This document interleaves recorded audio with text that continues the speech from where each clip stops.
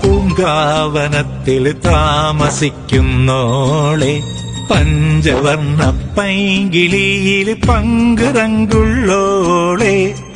പങ്കുറങ്കുള്ളോളെ പൂനിലാവ് വന്ന് പൂവിതറുന്നുണ്ട് പൂക്കളിൽ റാണിയായി പൂത്തു നിൽക്കുന്നോളെ പൂത്തു നിൽക്കുന്നോളെ.